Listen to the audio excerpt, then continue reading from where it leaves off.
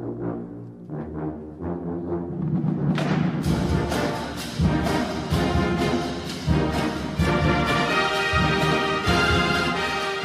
again, everybody. Welcome to Gamecock Central Radio. It's Emerson Phillips, joined by Gamecock Central columnist Scott Davis for a look at Scott's column this week that's up on GamecockCentral.com, the Agony and the Ecstacy. Scott, sounded like a hot Saturday afternoon at Williams-Brice. May have gotten the best out of you and your family at the game. Yeah, it was wilting heat out there. It was just extremely hot. One of the hottest games I've been to in a long time. And that's really saying something, because when I think of football weather as a South Carolina fan, I'm typically thinking of extreme humidity, lots of blazing sunshine, and a lot of sweat. South Carolina games at Williams-Brice Stadium typically are hot most of the year, and this one was no exception.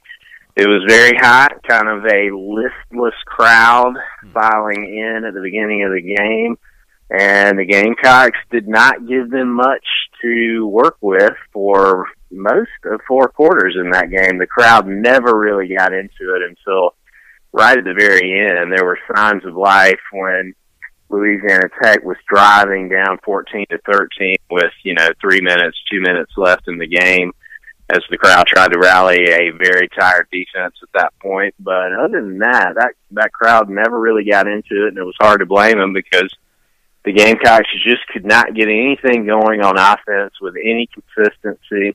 They would have drives that looked promising. They'd be within sight of the end zone, and then they just would stall. They'd put the football on the ground a couple of times, couldn't make a field goal to save their souls.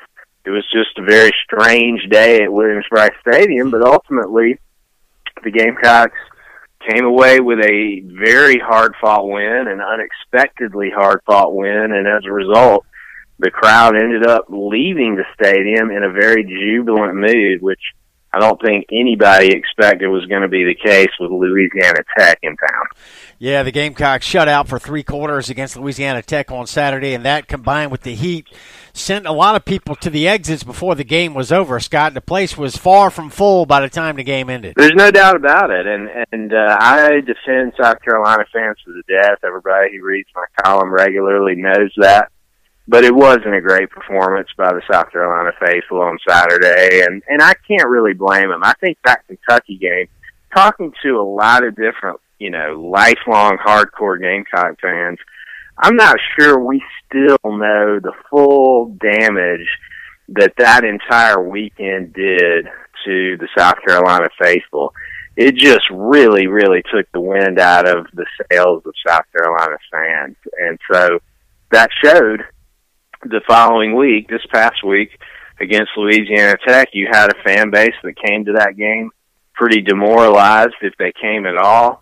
They weren't ready to rock and roll in the stands by any stretch of the imagination, and it's hard to blame them. That Kentucky game, whether we want it to or not, is still looming. We've not been able to put it behind us yet, and I think that, again, as we talked about ad nauseum last week, when you build up a game to that magnitude, which was done not just by the team, coaches, and players, but by the entire athletic administration at USC, then you better deliver, and you especially can't lay an egg like that against the University of Kentucky, and they did.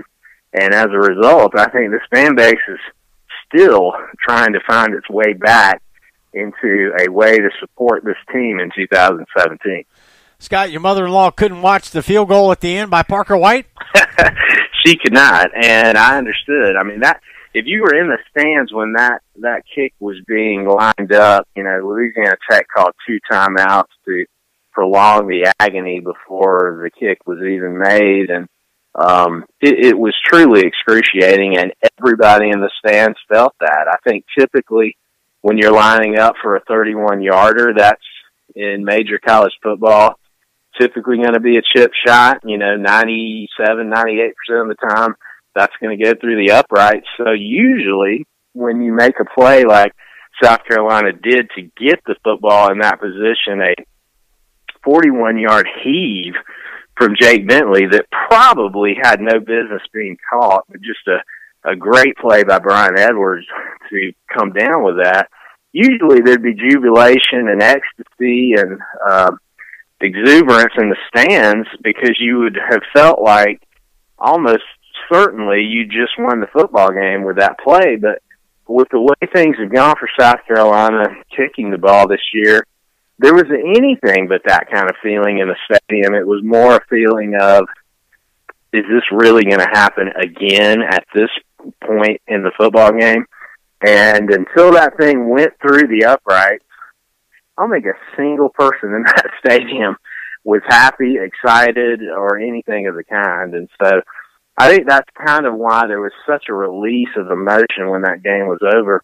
And as I wrote in the column, it almost seemed like the Gamecocks had won a huge SEC game against a formidable opponent as people left the stadium, because at this point, any made field goal is just such an unexpected event that I think everybody shared my mother-in-law's feelings as that thing was being lined up. It was just, you didn't feel good until it was through the uprights. So the Gamecocks rallied from 13-0 down, scored 17 points in the fourth quarter to beat Louisiana Tech. 17-16 the final, and Scott, a fantastic catch by Brian Edwards at the end of that ball game on the 41-yard deep throw by Jake Bentley to set up Parker White's game-winning field goal. Brian Edwards just went up and got the football, in traffic. He made a fantastic catch and may have saved the Gamecock season. At least that's the way it felt. So Brian Edwards gets the first Deebo Samuel large pepperoni pizza game ball of the week. It kind of reminded me a little bit of the way South Carolina used to exploit Alshon Jeffrey, where you just teed the ball up in the air and he would always just come down with it. And that's what Brian Edwards did here. I mean, listen, congratulations to Jake Bentley for having the moxie to move around in that pocket and get that throw off, but that wasn't a laser-like throw with precision accuracy. It was lobbed up for grabs. There's no question about it, and the Gamecocks are just very fortunate that Brian Edwards was the one who was able to reach up into the air and pull that thing down, and he also had 5 other catches, had 122 yards receiving for the day. And if Deebo Samuel's not going to be available, which he's not, the Gamecocks are going to have some other playmakers step up. And we kept hearing throughout the offseason that this football team was loaded with weapons at skill positions on offense. And so we need to see that. It can't be a one-man show with Deebo Samuel doing everything, which is what he did for the first 2.5 games of this season.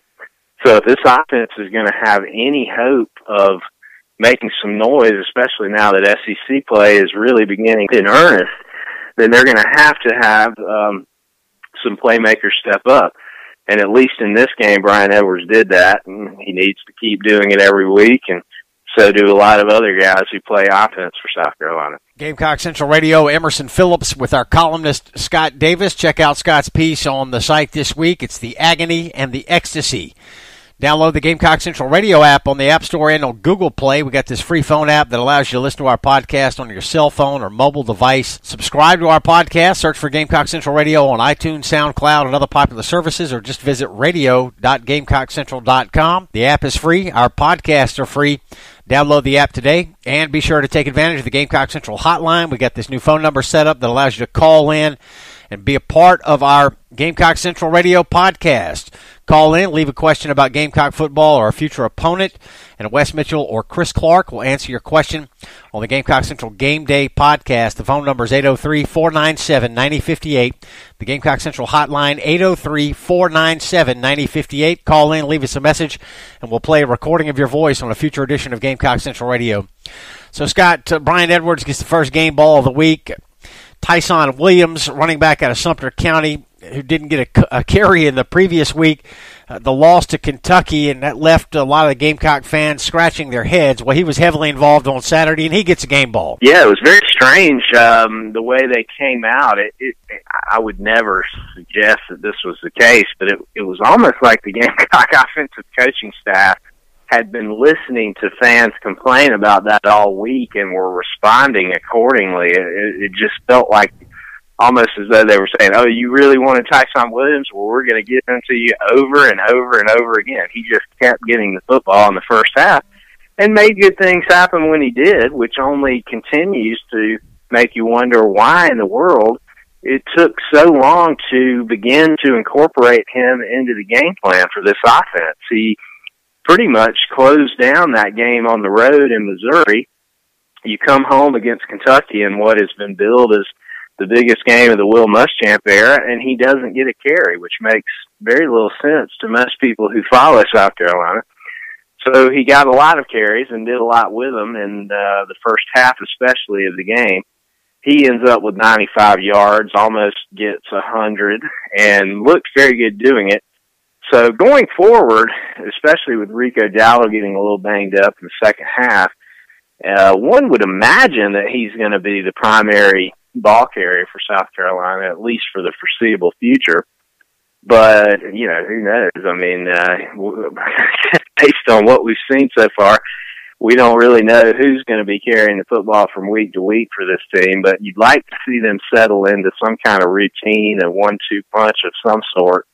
And he made the most of his opportunities on Saturday, and that's all you can do. Scott, you gave yourself a deflated ball this week for the videos of Jadeveon Clowney and Alshon Jeffrey that were played on the Jumbotron, and you said you got an empty feeling inside when you saw those videos. I tell you, when you see that, the Gamecocks' run of glory years is so recent at this point. It's so tangible. You can still feel it. You can still reach out and touch it, you know, and seeing those guys in the Gamecock uniform again, I just about gotten used to seeing them in their NFL uniforms, but when they played those tribute videos to them this past Saturday, you couldn't help but realize the guys that we miss and the kind of guys that we hope to attract to South Carolina in the future. They're going to have to show some momentum at some point. You can't keep selling something if you're not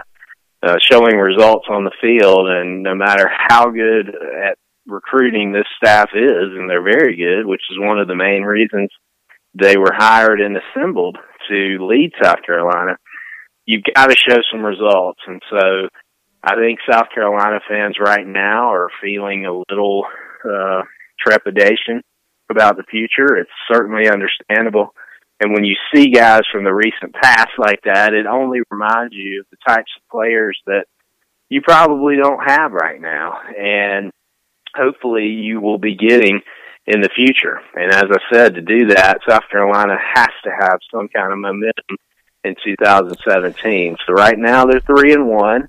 I think if you told most fans before the season you'll be 3-1 after that stretch at the beginning of the year where you play 2 games away from home that could easily go either way. In fact, you were a decided underdog against NC State. I think most people would have probably accepted that, but I think it's the way that you got to that 3-1 and the deflation after starting 2-0 and you're coming home with a chance to really build some momentum.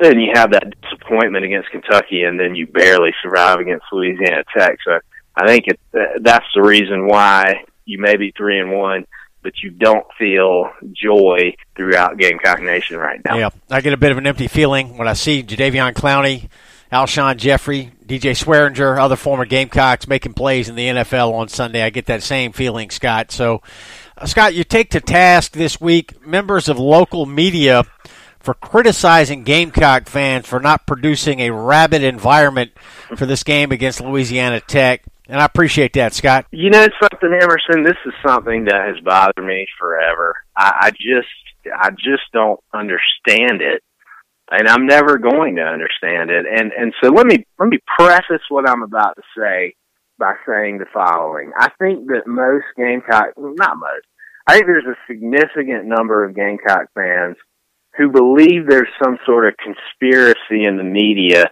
against South Carolina. They believe ESPN hates them. They believe Kurt Herbstreit hates them. They believe that anyone who announces their games hates them. I do not believe that, okay? I don't believe that. What I do believe, though, is true, and I think we could, if I wanted to, I could go one by one through media members throughout the decades, quite frankly, who've done this, who really do seem to get some sort of enjoyment out of trolling the South Carolina fan base. Now, this is not unique. Before the Boston Red Sox won the World Series in 2004, that was something that the Boston media had a lot of fun doing.